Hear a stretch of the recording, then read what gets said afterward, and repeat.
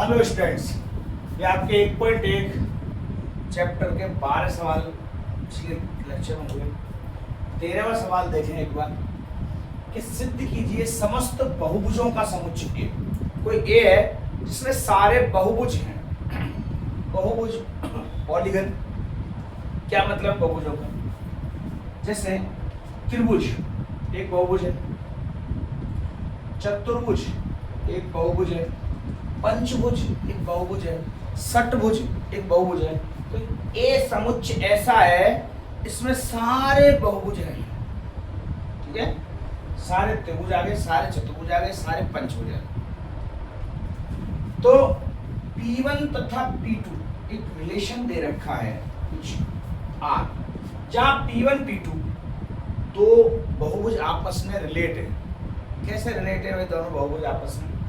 कि P1 तथा P2 की भुजाओं की लंबाई समान नहीं, गलत है, लंबाई नहीं होनी चाहिए, ये बिल्कुल गलत है। भुजाओं की संख्या समान है, लंबाई नहीं। भुजाओं की संख्या समान है, लंबाई में गड़बड़ हो जाएगी। भुजाओं की संख्या समान है, ऐसे रिलेट है। मतलब आप समझ रहे हो, मेरे पास एक ए समुच्चय है ए, इसमें त्रिभुज आ गए सारे, चतुर्भुज आ गए सारे। अब इस चतुर्भुज में भी आयत, वर्ग, पंचभुज, षटभुज सब। इस चतुर्भुज के अंदर आयत, वर्ग, समांतर चतुर्भुज है ना, और आपके समचतुर्भुज, समलंब चतुर्भुज सब इत्यादि सारे चतुर्भुज इसमें आ गए। पंचभुज आ गए, षटभुज आ गए, अष्टभुज। समझ रहे हो क्या है? अष्टभुज 8 भुजाओं वाली आकृति, षटभुज 6 भुजाओं की, पंचभुज 5 भुजाओं वाली, चतुर्भुज 4 भुजाओं वाली, त्रिभुज 3 भुजाओं की, और 2 भुजाओं से घिरी कोई आकृति होती है तो त्रिभुज से स्टार्ट होता है। इसका मतलब एक ऐसा समुच्चय इसमें सारे के सारे विद्यमान है। तो P1 P2 ऐसे रिलेट है, इनकी भुजाओं की संख्या समान है। इसका मतलब यदि P1 कोई चतुर्भुज है तो P2 भी एक चतुर्भुज है, चतुर्भुज 4 भुज है। मतलब P1 चतुर्भुज है तो P2 पंचभुज नहीं हो सकता, क्योंकि उसकी भुजाएं 5 हो जाएंगी। बात समझ में आ रही? तो यहीं से तुल्यता संबंध निकालना है। तो पहला पॉइंट स्वतुल्य के लिए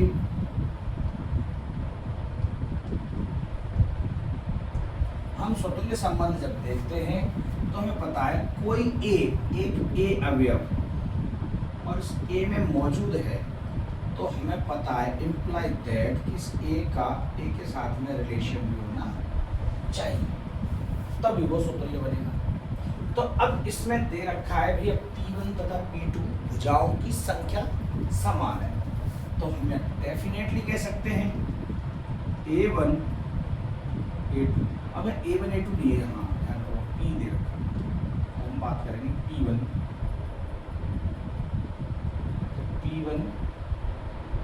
P1 के साथ में रिलेशन होना, तो यहाँ P1 belongs to R। P1 और P1 के साथ में बिलोंग्स टू R होगा, चूंकि P1 की स्वयं के साथ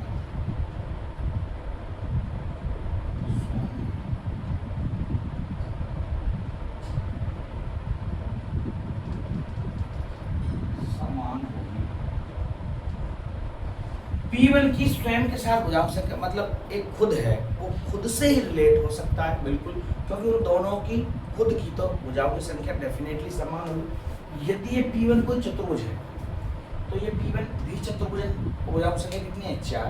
यदि ये P1 कोई पंचभुज है तो ये P1 भी पंचभुज ही है, तो 5 है। तो बात समझ में आ रही? ये सूत्र हो गया। सममित की बात करें, सममित संबंध भी हमें पता है यदि कोई P1 और P2 और ये बिलोंग्स टू है A में, इसके समुच्चय में, तो यदि कोई P1 P2 से रिलेट है तो फिर इम्प्लाई दैट P2 भी P1 से रिलेट होना चाहिए। या बिल्कुल होगा भैया, क्योंकि P1 P2 से यदि रिलेट है तो P1 की भुजाएं बराबर होंगी P2 की भुजाएं। दोनों की भुजाएं समान है तब ये रिलेट है, तो फिर P2 P1 भी रिलेट ही होंगे भैया, क्योंकि P2 की भुजाएं बराबर P1 की भुजाएं, दोनों की भुजाएं तो समान ही हैं। तो P2 की भुजाएं बराबर P1 की, बोलो बात समझ में। अतः एक सममित संबंध भी है। हाँ, यहाँ लिखा नहीं सूत्र है। अब ये अपन इतनी बार ऐसे लिख चुके हैं, अब आपको कोई चीजें रट जानी चाहिए। अतः सममित है।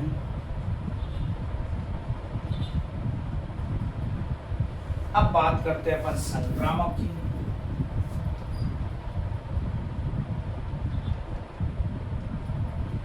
संक्रामक में तीन कोई बहुभुज है, मान लो P1 P2 P3, और इस A में मौजूद है।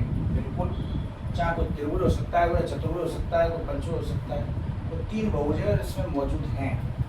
तो P1 का रिलेशन P2 के साथ में है और P2 का रिलेशन P1 के साथ में भी है, तो इम्प्लाई दैट हमें पता है कि P1 का P3 के साथ में रिलेशन होना चाहिए। तो जी जरूर बैठिएगा, चूंकि P1 और P2 रिलेट आर, जहाँ हमें पता है P1 बराबर P2, इसका मतलब ये P1 में भुजाओं की संख्या P2 की भुजाओं की संख्या, हमने भुजाओं की संख्या नहीं लिखी, डायरेक्ट P1 बराबर P2 लिख दिया, तो आप समझ जाना P1 की भुजाओं की संख्या और P2 की भुजाओं की संख्या बराबर है। ये इक्वेशन नंबर फर्स्ट है। और P2 रिलेट है P3 से, तो हमें ये पता चल गई ये दो तो दिए हुए हैं, इसका मतलब P2 की भुजाओं की संख्या है वो P3 की भुजाओं की संख्या के बराबर है। तो P2 P3 के बराबर, P1 P2 के बराबर है, P2 P3 के बराबर है, तो P1 P3 ऑलरेडी बराबर होंगे। अतः P1 P3 belongs to R because P1 equal to P3, समीकरण 1 व 2 से, समीकरण 1 व 2 से P1 और P3 बराबर होंगे। P1 में भुजाओं की संख्या और P3 की भुजाओं की संख्या बराबर। अब वो P1 एक चीज समझना, एक बहुभुज की बात हो रही है, ये कोई चतुर्भुज भी हो सकता है, एक पंचभुज भी हो सकता है, ये कोई षटभुज भी हो सकता है। यदि ये पंचभुज है तो ये पंचभुज है, ये पंचभुज है तो ये पंचभुज होगा, भुजाओं की संख्या 5-5 होनी चाहिए, ठीक है। तो अतः ये संक्रामक संबंध भी है।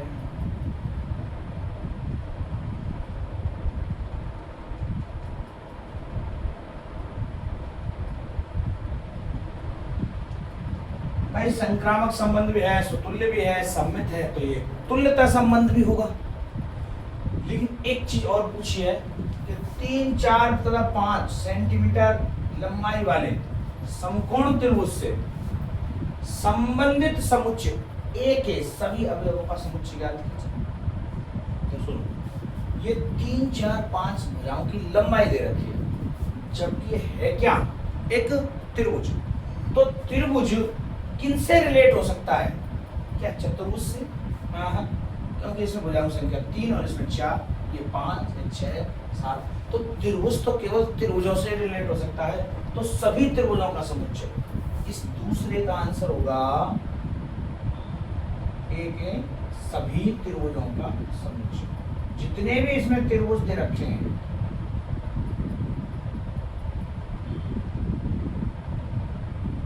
जितने भी इसमें त्रिभुज दे रखे हैं उन सभी त्रिभुजों का समुच्चय इस समकोण त्रिभुज से, क्योंकि इस समकोण त्रिभुज भुजाओं की संख्या 3 है और जितने भी त्रिभुज होंगे उन सब में भुजाओं की संख्या 3 ही होगी, क्योंकि यही शर्त दे रखी है कि P1 P2 भुजाओं की संख्या सम। तो ऐसा बोल दिया भैया ये लंबाई वाला समकोण त्रिभुज है, बताओ किससे संबंधित होगा, तो इस त्रिभुजों के समुच्चय से संबंधित होगा। ठीक है, 13वां क्वेश्चन बताओ। एक 14वां क्वेश्चन देखें। माना XY तल में स्थित, ये XY तल क्या होता है आपको पता है, जब हमें X Y ये जो खींचते हैं इसको XY तल कहते हैं, इधर X है, तो XY तल में स्थित लाइन रेखाओं का समुच्चय है कोई L, खूब सारी लाइनें कहीं बनी हुई, कोई इधर कोई इधर कोई इधर कोई इधर, कहीं भी बनी हुई, कोई पता नहीं, बहुत सारी लाइनें बनी हुई जिनका समुच्चय L है, और L में R, इन L में जितने समुच्चय बने हुए हैं, इस L के अंदर जितने भी रेखाओं का जो समुच्चय है उसमें L1 L2 कैसे रिलेट है, L1 L2 के समांतर है, ऐसे रिलेट है, इनमें दो लाइनें आपस में ऐसे रिलेट है। जैसे अब आप देखो यहाँ लाइनें तो बहुत सारी खींच रही हैं, पर मान लो ये कोई लाइन A है और ये कोई लाइन B है, ये समांतर है, बस ये रिलेट है, ये इससे कोई रिलेशन नहीं है, इसका इससे कोई रिलेशन नहीं है, इससे नहीं, मतलब समांतर जो रेखा है केवल उनसे रिलेशन। बात समझ में आ गई। तो L1 L2 आपस में कैसे रिलेट है, क्योंकि वो एक समांतर रेखा है, ठीक है, ऐसे रिलेट। तो यदि वो समांतर रेखा है तो बताइए द्वारा परिभाषित संबंध R सिद्ध कीजिए, तुल्यता संबंध।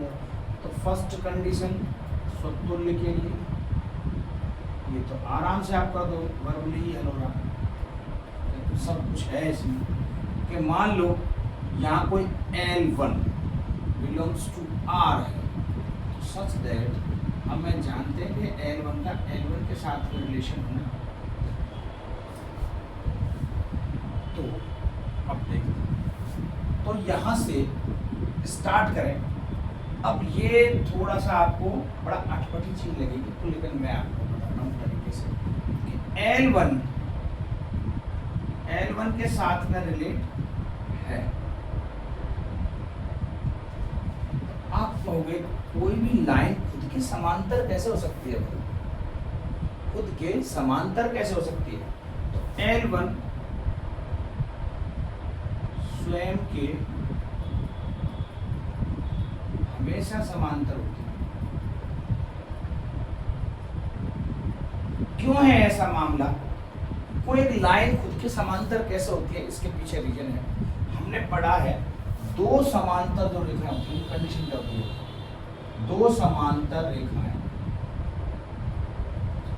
वही होती है जिनकी प्रवणता M1 बराबर M2 बराबर, जिनकी यदि प्रवणता आपस में बराबर है, ठीक है, उनका स्लोप यदि बराबर है तो फिर वो हमेशा समांतर होती है। तो यहाँ पर यदि किसी रेखा की प्रवणता कुछ भी दे रखी है तो वही उस रेखा की प्रवणता है, तो डेफिनेटली वो समांतर है। सेकंड वाली लाइन बात करें हम, सममित संबंध, ठीक है, तो सममित में L1 और L2 यदि रिलेट है R, L1 रिलेट ये इसमें L में है, L1 belongs to L, L1 L2 दोनों इस L समुच्चय में मौजूद है और L1 का रिलेशन है R के साथ L1 L2, तो L2 का भी L1 के साथ में रिलेशन होना चाहिए, इम्प्लाइज दैट ये सिस्टम। तो हमें पता है यदि L1 L2 का रिलेशन है तो ये तभी होगा जब L1 पैरेलल L2, पैरेलल का साइन है L1 L2 के समांतर है। जब L1 L2 के समांतर है तो फिर L2 L1 भी R में हुई, L2 L1 के समांतर। यहाँ पे इसको लिख देता हूँ ऐसे लाइन नहीं काटने से अच्छा, L1 L2 के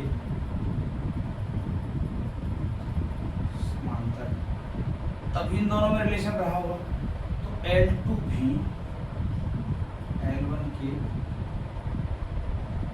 समांतर होगी, इसमें कोई दो राय नहीं। यदि कोई एक लाइन ये इसके समांतर है तो ये इसके समांतर होगी, ठीक है। ये हो गया, मतलब सममित संबंध भी है।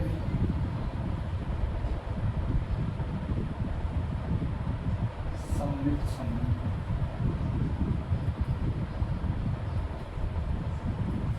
यहाँ पे हमने लिखा नहीं, समतुल्य भी है।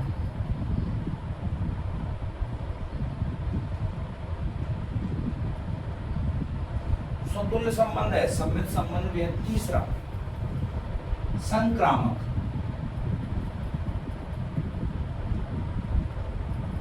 संक्रामक की क्या स्थिति है कि यदि कोई तीन लाइन है L1, L2, L3 और ये तीनों के तीनों समुच्चय L में बिलोंग कर रहे हैं, जो कि L है समस्त रेखाओं का समुच्चय, और उसमें से L1 और L2 रिलेट है, रिलेशन में है, तो L2 L3 रिलेशन में हो भी है, ये दो गिवन है, तो फिर इम्प्लाई दैट L1 का L3 के साथ में भी रिलेशन होना चाहिए, तभी संक्रामक। तो देख लो जरा, चूंकि L1 L2 के साथ में रिलेशन में है, तो L1 पैरेलल L2 ऐसे लिख देता। अब ये पैरेलल का साइन लगा लेते हैं, है ना। ये equation number first, L2 L3 के साथ में रिलेशन में है, तो L2 है वो पैरेलल होगी L3। L1 L2 के पैरेलल है। मान लो एक लाइन है ऐसे, ये दोनों पैरेलल है, और इसके समांतर तीसरी लाइन है, तो ये दोनों तो आपस में पैरेलल होंगे, ठीक है। तो इसका मतलब ये पता चल गया L1 L3 के भी पैरेलल होगी, L1 पैरेलल L3 समीकरण 1 व 2 ऐसे लिखें। समीकरण 1 व 2 की मदद से हम L1 पैरेलल L3 कह सकते हैं, और जब ये हम कह सकते हैं इसका मतलब ये हुआ, अतः ये संक्रामक संबंध भी।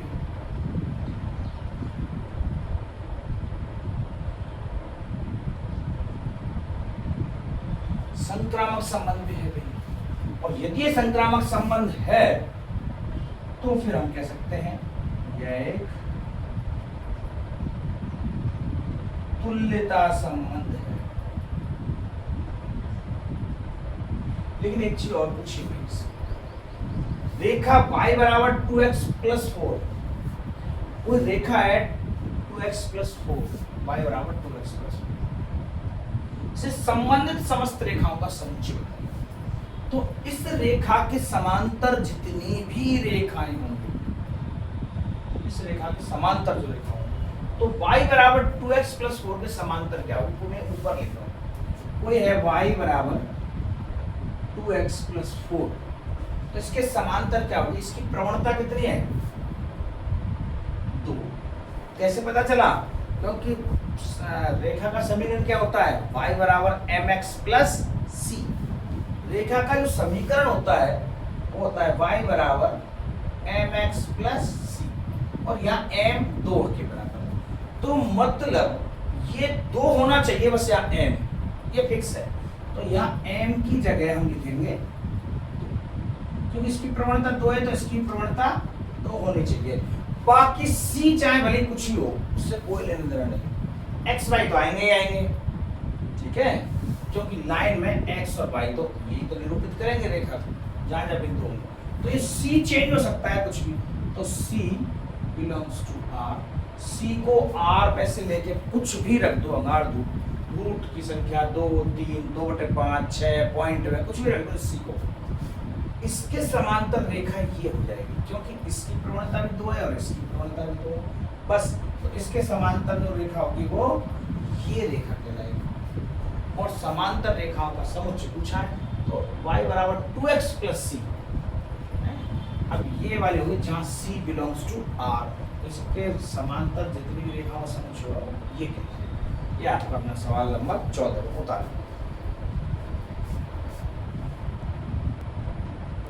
ये 15वां सवाल देखो, ऑब्जेक्टिव टाइप के दो क्वेश्चन है 15 और 16। ए समुच्चय दिया हुआ है 1 2 3 4 और एक रिलेशन दे रखा है ये, बताओ इसमें से देख के स्वतुल्य है कि नहीं है। तो सबसे पहले अपन पता चले भाई स्वतुल्य, तो स्वतुल्य देखें डायरेक्टली। अब यहाँ कोई ऐसा सिद्ध नहीं करना हमें, देख लो खुद का खुद के साथ में रिलेशन कहीं दिख रहा है। इसमें कितने एलिमेंट्स 1 2 3 4 दिख रहे हैं, या रिलेशन में भी 4 कोई एलिमेंट्स दिख रहे हैं जिनका खुद के साथ 1 का 1 के साथ होना चाहिए है, 2 का 2 के साथ है, 3 का 3 के साथ है, 4 का 4 के साथ है, तो स्वतुल्य तो हाँ टिक है भाई। अब बात करें सम्मित। सम्मित यदि 1 2 दिख रहा है तो 2 1 भी दिखना चाहिए, नहीं है 2 1 नहीं दिख रहा तो सम्मित नहीं है। बोलो मैंने कहा लिखने में तो गलती नहीं कर देते, देख लेता कंफ्यूजन दिख रहा नहीं है, इसमें 2 1 नहीं दिख रहा, ठीक है। 1 2 दिख रहा है तो सम्मित के लिए 2 1 भी होना चाहिए, जो कि 2 1 यहाँ कहीं नहीं, बाकी कोई चेक करने की जरूरत नहीं। अब बात है संक्रामक, इसको ज्यादा चेक करना पड़ेगा। संक्रामक, संक्रामक मतलब ए का बी के साथ, बी का सी के साथ, जैसे 1 का 2 के साथ, 2 का 2 के साथ, तो 1 2 होना चाहिए, यहाँ तो है, ठीक है। 2 2 और 1 1 4 4 ये सब पास है। यहाँ से बात करें 1 3 यदि है और 3 3 है तो क्या 1 3 है? बिल्कुल है। यहाँ समझो चेक कैसे कैसे करेंगे, यहाँ थोड़ा सा आपको कंफ्यूजन है। हम 1 2 यदि इसमें है और 2 2 भी है, ठीक है। 1 2 मैंने इस ब्रैकेट को लिया है तो 2 से एंड हो रहा है, तो 2 से शुरू होने वाले जो भी हैं सारे लिख दो, 2 से शुरू होने वाला एक ही, फिर दूसरा आ जाएगा। अब आप 2 2 1 1 4 4 इन सबको तो छोड़ दो, उनसे कोई लेना देना नहीं मोस्टली, क्योंकि सब एक तरह से 2 2, फिर 2 से शुरू होने वाला कोई नहीं, 1 1, फिर 1 से शुरू, हाँ इसको भी ले लेते हैं, सही है। 1 1 1 से शुरू होने वाला दिख रहा है, 1 1 दिख रहा है और 1 2 दिख रहा है, 1 2 दिख रहा है ना, तो 1 का या 2 के साथ में होना चाहिए रिलेशन 1 2 है क्या इसमें? यहाँ 1 1 दिख रहा है, 1 2 दिख रहा है, क्या यहाँ 1 2 है? बिल्कुल है, ये भी पास। दूसरा 4 4 4 से शुरू होने वाला कोई है नहीं, खतरनाक। 1 3, अब ये 1 3 को लिखोगे, 1 3 इसको किस किस के साथ चेक करेंगे? जहाँ 3 से स्टार्ट होने वाले कौन कौन से, एक तो 3 3 है, एक 3 2 है, तो एक तो 3 3 के साथ में चेक कर लेंगे, एक इस 1 3 को 3 2 के साथ में चेक करेंगे। ये आपको चेक करना बता रहा हूँ तरीके से, ठीक है। आप ऐसे नहीं एक बार देख लिया कुछ मिल रहा है, सही है। 1 3 3 3 इसका मतलब 1 3 है क्या इसमें? बिल्कुल है, पास, ये भी पास। 1 3 3 2 क्या 1 2 है क्या इसमें? बिल्कुल है, इसका मतलब सब पास, संक्रामक है। तो भाई स्वतुल्य है, संक्रामक है, लेकिन सम्मित नहीं है, तो कौन से में आ जाएगा? तो देखो इसमें स्वतुल्य तथा संक्रामक बी ऑप्शन, किंतु सम्मित नहीं है, इसका आंसर ऑप्शन नंबर बी। बात समझ? चलो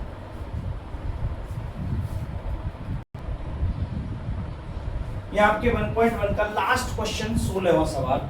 समुच्चय एन में नेचुरल नंबर में एक आर रिलेशन ए बी ऐसे दे रखा है, जो ए है b - 2 के बराबर, a का मान b - 2, b में से 2 कम, लेकिन शर्त ये है कि b 6 से बड़ा होगा। भाई b का मान 6 से बड़ा है, तो यह देख लो कितने बैठ सकते हैं। b का मान 6 से बड़ा, तो b की वैल्यू क्या क्या ले सकते हैं? 7, b क्या क्या ले सकते हैं? 8, b 9, b 10 ऐसे ले सकते हैं। तो जैसे ही b हमें पता चला तो a कितना आएगा, क्योंकि 2 कम है उससे 5। a यदि ये b 8 हुआ तो 6, या 9 हुआ तो a 7, यदि 10 हुआ तो a 8, कौन सा पेयर मिल रहा है, क्या ये 7 5 का है, हमें के ए बी 5 7, ध्यान रखना ए बी बोला है, पेयर उल्टा नहीं, गलत बोला दिया मैं, एक बार ए को इधर लिखें बी को इधर लिखें, आप कंफ्यूज हो,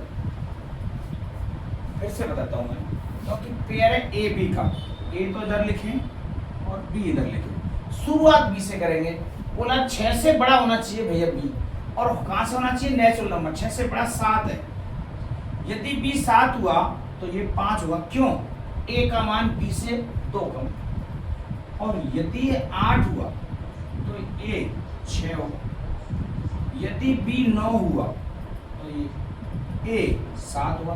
कौन सा पेयर बैठ रहा है, 6 8, बस आंसर सीधा होगा। ज्यादा निकालना है क्यों, ज्यादा निकालना है क्यों, यदि ये नहीं होता ऑप्शन में तो और देखते। बात समझ आ रही है ना आपको, कैसे, क्योंकि b -2 6 से बड़ा होना है, डिफरेंस 2 से मतलब नहीं है, 4 और 2 में भी डिफरेंस 2 का ही होने को तो, लेकिन यह b का मान 6 से बड़ा होना चाहिए जो कि 4 ही है, इसलिए ये नहीं है। ठीक है, ये आपका 16वां क्वेश्चन हुआ, 1.1 फिनिश। ठीक है।